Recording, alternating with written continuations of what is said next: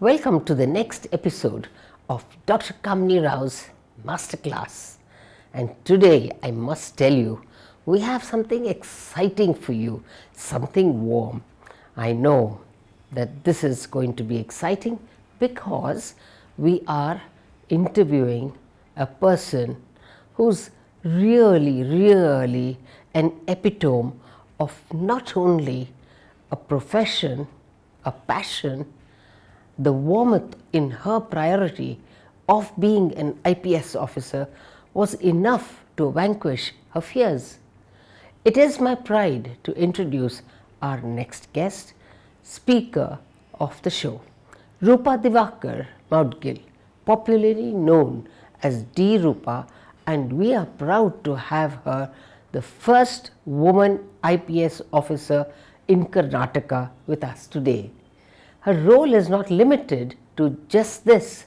She is also the first lady police officer in the nation to head the Cybercrime Police Division way back in 2013. Just when you think her roles are limited to the police department, just wait. Let me tell you that she is also a playback singer in Kannada cinema. Police officer and singer? Yes, you heard it right. Yes, she sang for the cinema and well versed with Hindustani and classical music. Now, that's not just it. She's also a trained Bharatanatyam dancer. I know all of you are exhausted, and also I must tell you, a rank holder, and to top it all, she's also been a beauty queen, Miss Davangere, into her journey of being an IPS officer. Now, all this is not a requirement to be an IPS officer, but that is how her passion is 360 degrees, did well in anything she took. The list of her achievements is cosmic. She is beauty and brains all thrown into one. Let's not delay more and start the show. Welcome to Dr. Kamini Rao's Masterclass, Rupa. Thanks. Thank you. So, let me start. I'm still trying to recover. Singing, dancing. Imagine a police officer, first and foremost, to have an IPS police officer, first person to come into the cadre in Karnataka, and then to say that you also sang and you danced and a beauty queen, all rolled into one. How do you describe yourself?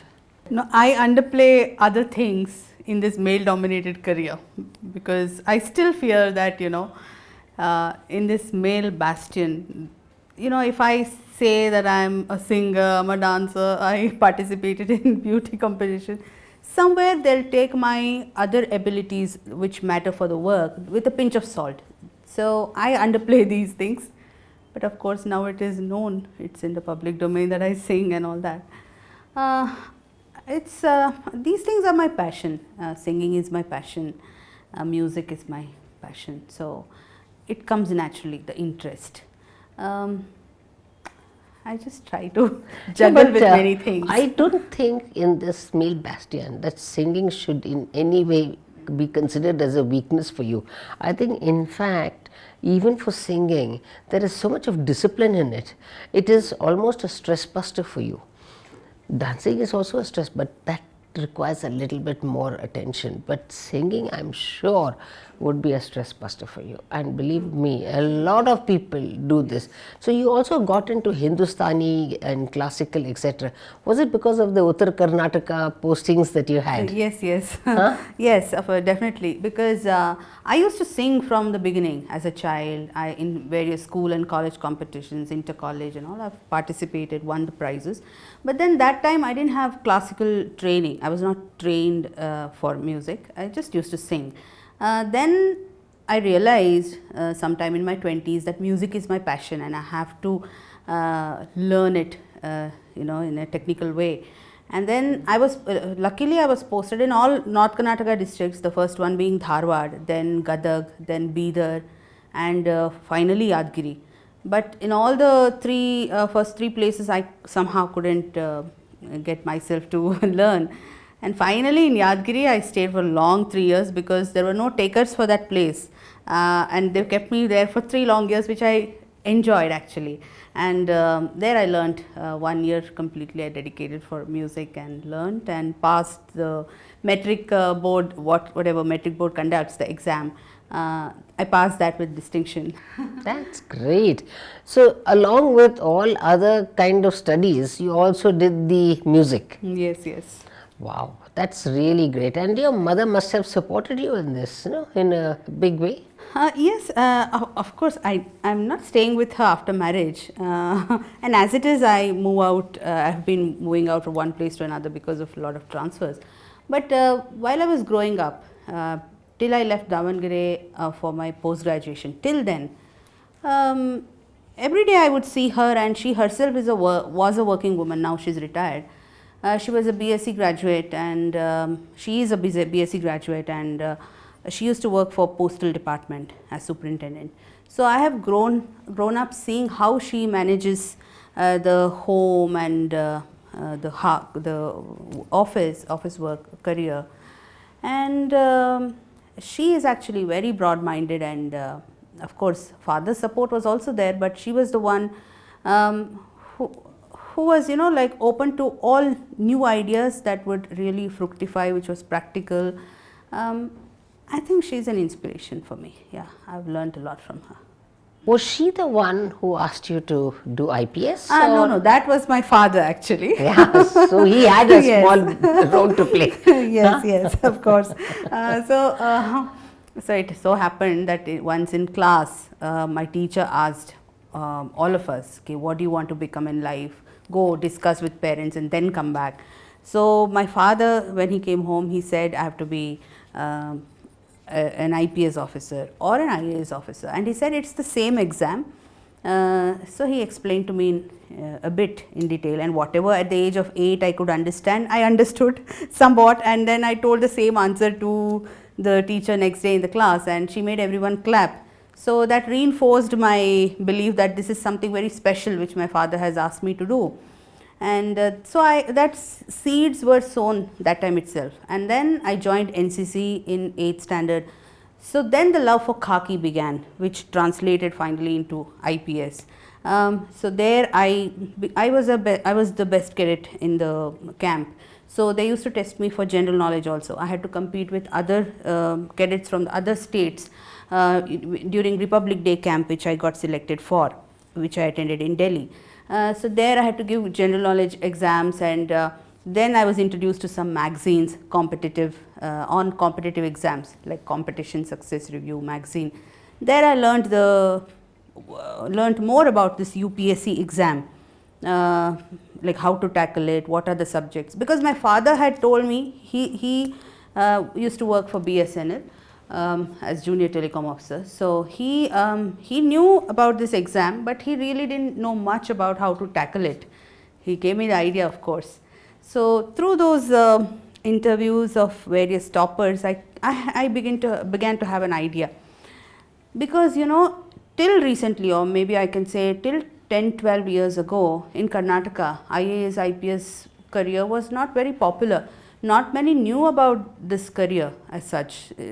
Kannadigas are too much into engineering or medical, and just imagine me being in Davangere, which was some official place. It was that time, it was not even a district headquarter, so we had not even seen the DC and SP being there in town. Still,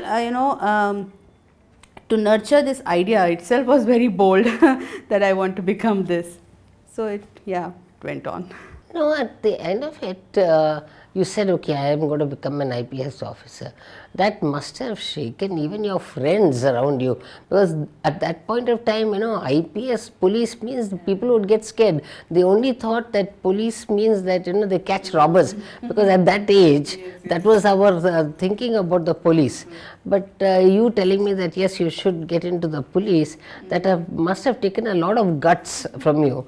So, what qualities did you possess to make you a good police officer, and how did you spot that within yourself? I really don't know. I think only now I think I'm culled out for it. Yeah. But initially, I did not know whether I would make a good police officer or not. It was just interest and passion. See, when you are young, you really don't think too much about the nitty-gritties of, you don't know what the you don't know the job description, what it has, the content and all that. You just see something from outside. And that time, of course, Kiran Bedi had addressed us during Republic Day camp. I got to see her in person that time when I was in 9th standard. Similarly, there was one other serial called Udan. It was about the second IPS officer in the country, lady IPS officer Kanchan Bhattacharya. So that was played by Kavita Chaudhary, where, you know, all these things matter for children. I was just in 8th standard that time. I used to see that serial on Doordarshan. So the way the lady would wear belt and, you know, wear the shoe and cap and tuck walk with the music. It was like very enticing, and then I thought, yeah, this is the career that you would like to take yes. up. And initially, of course, you know, when we are trained, we don't have any quota or reservation for women in IPS. Okay, in some states, including Karnataka, for the lower officers, there is a reservation for women to enter into police service. But then, no, it's not in the IPS. So we enter. I ranked All India 43rd. This is yes, very which good. Is yes. Excellent. So the people who were just next to me, that side and this side, +2, -2, also got IAS and all that. So I chose IPS, and then you know, there were some, as you said, traditionally in my family, some far off relatives who told my parents, why police? Why has she selected police? So, but I had very supportive parents, and luckily, I had not grown up with any discrimination as such, because my parents didn't have a son. Me and my sister, only younger sister, who also towed my line, and she's an IRS officer, income tax joint commissioner in Chennai. So we didn't get exposed to any kind of discrimination that this is male job, this is female job, and so on.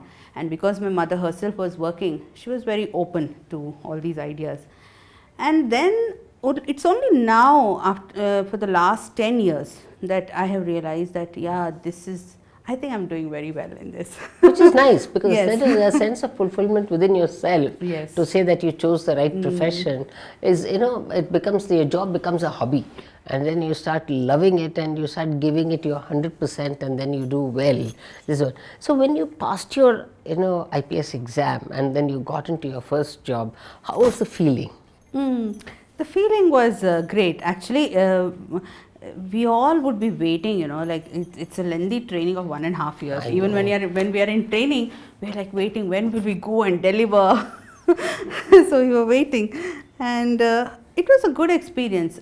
But what I felt was, it really doesn't matter to the lower functionaries, means the constables or even the sub-inspectors. It doesn't matter if you're a woman boss, but then the problem comes from the immediate lower level rank that you have, because they are the ones who have to take Orders from you. directly from you, and they somehow still have that hesitation, used to have. That's what I felt. And of course, for seniors also, seeing women in IPS where there were none, it's a, I mean, they are also confused.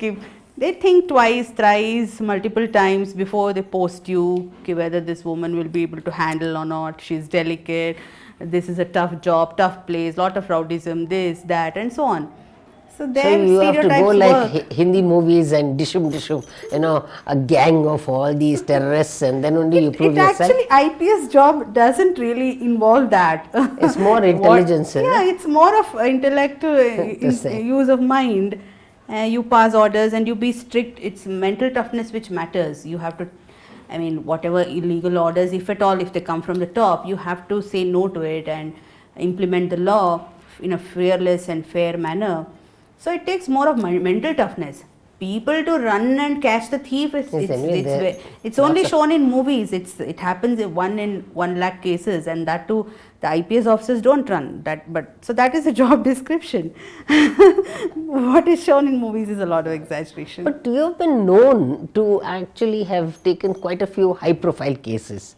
And I didn't take on my own. no, but it you just were came there. my way. It came your way. But you got famous into that only because of the bold decisions you took.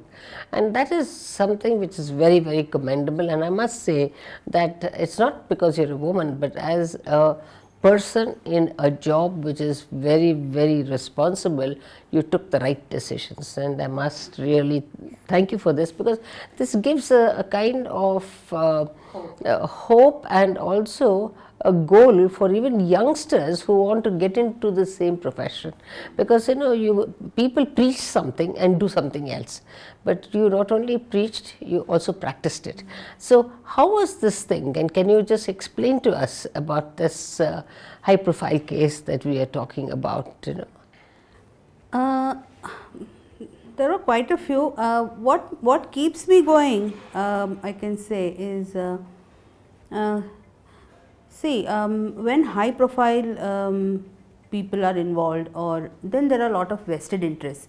So there will be a lot of people who are more powerful than you, or who are in the higher ranks in the hierarchy, who would expect you to want you to behave or do the thing in this manner or that manner, which may be right, may not be right. So I do whatever is legal. For that, I've also got a reputation that I don't listen to anyone, which is, I don't know if it's a bad reputation among the higher ups, that I don't listen to anyone, but it's not about that. But I follow the rules, and in a fair manner, because why are the rules there? That is to ensure uniformity, fairness. Otherwise, anybody can do anything in one case, in another case, as they want, if they wish, and do. It becomes chaotic, the whole Absolutely. system. Yes. Yeah. So the courage to stand up to what I believe and to do what I believe is right comes from the fact that two things. One is clarity, that this is what you are expected to do. Clarity of the job itself, the profession itself, and a clarity on fairness, that this is what will ensure fairness. Second, the thing that when one doesn't have anything to hide or cover up, then why fear? So yeah, in fact, when people ask me where do you get courage, I keep telling people that there are many honest officers. Then why don't they do similar way? You have to ask them why they lack. Why they don't do it that way. So me doing this is not something very special or anything. I just do it. We are expected to do this, and we are expected to be transparent and publicly accountable. So this is not anything one of its kind. It's the norm, routine, expectation. But the sad part is that this what is expected of the bureaucrats is not being done these days. So we have to really ask others why they are not doing same way. Maybe there are certain obstacles, like once you you ruffle the system for the good actually, still you will not be allowed to continue, because generally the reaction of the system as such would be to get rid of the person who who has spoken up or who is exposing the system. They do away with it, with that person, either by transfer or other punitive measures like suspension or anything. Luckily, there was no suspension on my part. And sometimes the government. Why should they suspend? What was the no? reason? Sometimes the mind doesn't really go into it. Pehle they will do first, and then they will think, let us see later. But good thing is, that is rare though. But yeah, I was only transferred, and transfer is not punishment. And but of course, wherever I have worked, I have also faced some memos, notices. I have replied, and they had to accept the reply because that was right. And so the courage comes from the fact that even if they dig up something, they will not find anything against me. Then when I don't have any vested interest, when I don't have any personal interest in anything, why should I be scared of anybody in implementing the law? Absolutely. Yeah. But in this particular case of Sasikala's case, which became very, very popular, how did you take that step forward? And because this has almost become a case for study, and the way you did it, and in fact it sort of lingers in my mind as well, that what an upright police officer should be doing, and it's not done. So how did you tackle this case? I was placed as DIG, posted as DIG prisons, and I observed within 10 days of my joining there, I stayed in that post only for 1 month. So when I joined, the first 10 days I really didn't know much. Then I went for inspection, and then I found out that this is all happening. So I gave a report. In fact, I told my senior, but then he brushed it off saying, I don't have any powers, because it's a newly created post. So the post did not have the requisites, what are my powers and such things were not detailed in the order. Conveniently. So I gave the report, take action because this is happening and so on. So I did my duty, being in that position, what was required. See, I believe that it's not some outsiders who will come and change the system. People who are there for that job have to act and have to change the system. Absolutely. They are the ones who have to take it forward in a positive way. You can't linger on to something was being done like this. What was the rules that were broken in her case? Many. I have given a detailed report, and after that, see, I'll tell you, there were mainly 5 points. She was actually running politics of Tamil Nadu from prison, when she got into prison. So there were many bigwigs, including ministers, MLAs, who would every day meet her, and that too, they are not supposed to meet a prisoner. Absolutely. There are restrictive restrictions on how many how many people one can meet in a week and where to meet. It's a common place, but then it was a different separate room, special room with curtains, with revolving chairs and all, which was given to her to meet her people, very secluded and private, where she would continue for long hours the meetings and so on. And then she had access to special food. There was a separate stove, in the sense a separate kitchen for her to cook her own things, and all that. So these were privileges which she was not supposed to get. And then the government did not believe my report, so they put another committee headed by retired IAS officer to look into whatever I had said.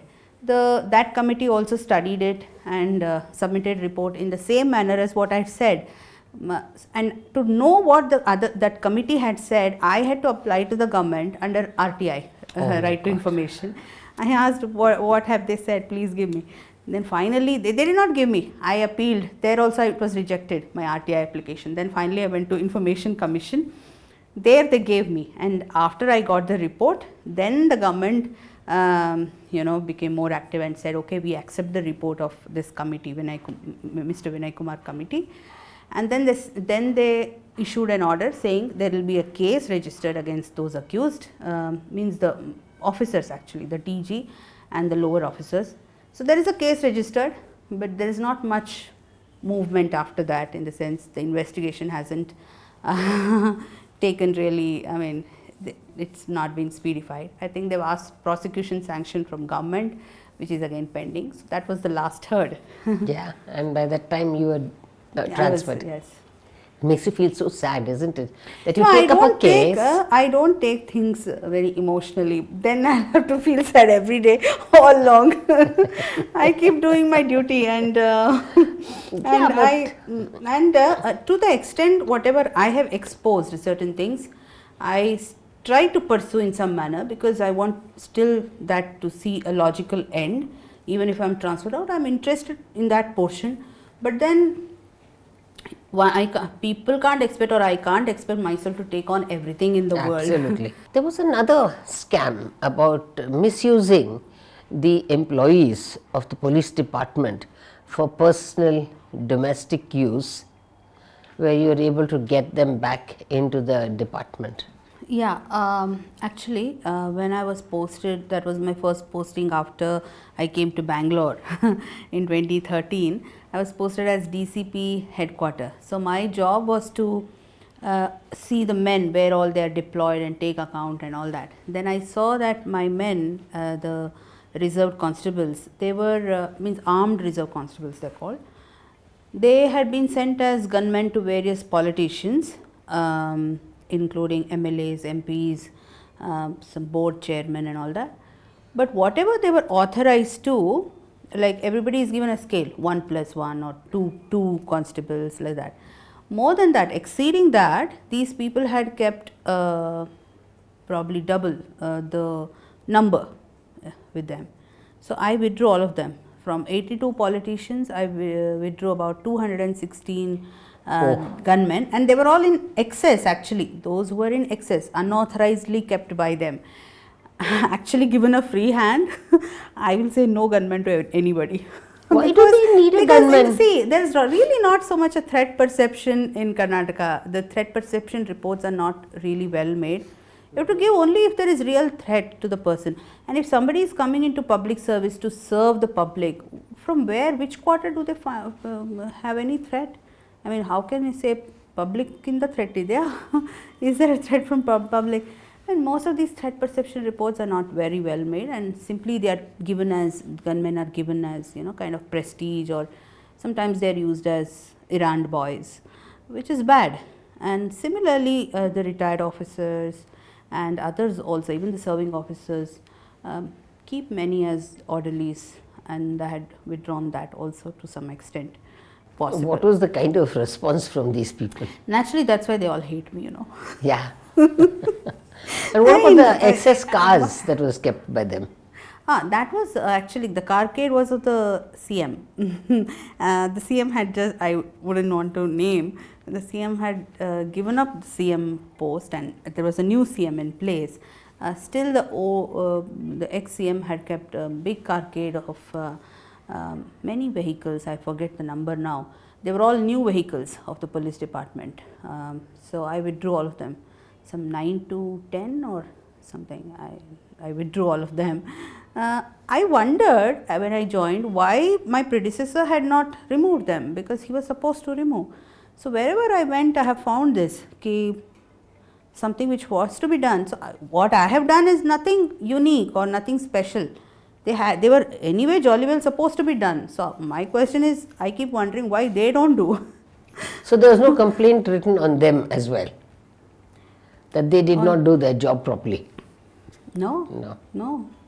Even in the recent, this one where I was transferred out 2 weeks ago, the CBI has recommended that the IPS officers, 2 of them involved in IMA scam, have to be dealt with major penalty of disciplinary action of major penalty, which translates into suspension and disciplinary inquiry.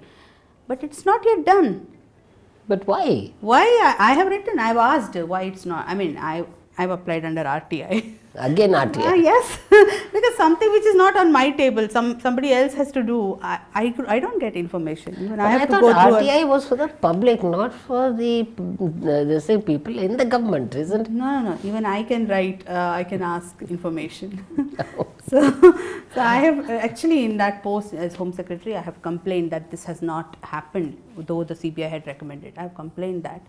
Let's see where it goes. So many a time, it's very true when they show in movies and when there are criticisms that some small offence or some misconduct a constable does who is very helpless and hapless, on him we take huge, we do a huge punishment on him, suspend and all that. But similar or bigger things done by higher ups, it just goes unnoticed or deliberately ignored. It's sad. And but don't you think I'm really sad that actually it's like I scratch my back, you scratch my back. That culture prevails, which is very bad for the system. But does it not happen in every profession? It might. I don't have an idea. It may be happening. It does, because I keep wondering that okay, somebody else in the politics or politicians are doing it. What if your own cadre of people senior to you are doing it and you are trying to correct what they did not do? Don't you feel frustrated? Yeah, see, being a junior and now actually it's my mid career. I have same number of years to go as I have spent already. So with this level of seniority, the kind of things that I keep doing, I mean, that itself is unpalatable for many of them. Ki, what is she doing? So, but it's not something illegal that I'm doing. I'm But, actually, yeah. But then, having done all this, the kind of rewards you're getting is that in 18 years you have been transferred 41 times. So it's almost like seeing the whole of Karnataka being posted Yeah. everywhere, meeting people. So it's almost like a Janta Darshan for you. So, how do you feel being transferred so many times? It affects morale at times, but since government jobs are transferable ones and there is no guarantee when we join that we will not transfer you, so it's fine. Transfers are fine with me. Though many people get affected by transfers because it involves a lot of moving out of comfort zone. I don't create any comfort zone anywhere.